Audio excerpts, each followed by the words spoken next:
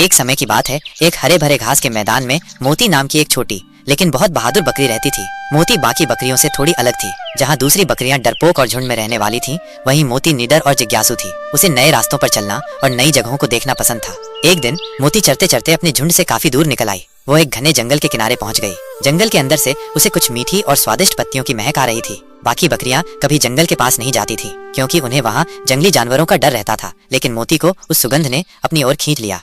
मोती धीरे धीरे जंगल के अंदर बढ़ने लगी। वो बड़ी सावधानी से कदम रख रही थी और चारों ओर देख रही थी। कुछ ही दूर जाने पर उसने देखा कि सामने एक बड़ा भूखा भेड़िया सोया हुआ है। भेड़िया देखने में बहुत डरावना था और उसकी सांसें तेज चल रही थीं। किसी भी सामान्य बकरी के लिए यह दृश्य बहुत भयानक होता, लेकिन मोती ने हिम्मत नहीं हारी।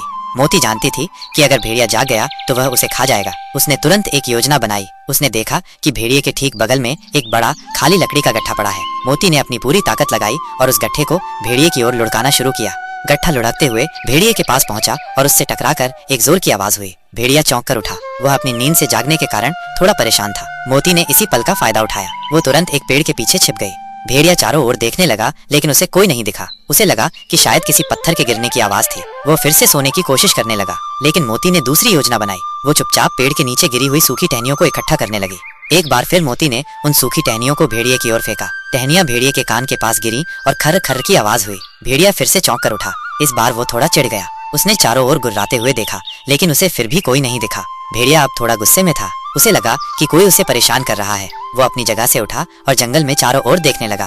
भेड़िया जैसे ही अपनी जगह से दूर गया, मोती को भागने का मौका मिल गया। वो तेजी से भागी और कुछ ही देर में जंगल से बाहर निकल आई। मोती सुरक्षित अपने झुंड के पास वापस आ गई। दूसरी बकरियां उसे देखकर खुश हुईं और उन्होंने पूछा कि वो इतनी देर कहाँ थी। मोती ने उन्हें अपनी बहादुरी की पूरी कहानी सुनाई। सभी बकरियां मोती की बहादुरी और सूझबूझ से बहुत प्रभावित हुईं। उस दिन से मोती को सभी बहादुर बकरी के नाम से जानने लगे। उसने साबित कर दिया कि आकार या ताकत से ज्यादा महत्वपूर्ण साहस और बुद्धिमत्ता होती है। सीख, यह कहानी हमें सिखाती है कि मुश्किल समय में भी हमें हिम्मत नहीं हारनी चाहिए और अपनी बुद्धिमत्ता का इस्तेमाल करके समस्याओं का समाधान खोजना चाहिए।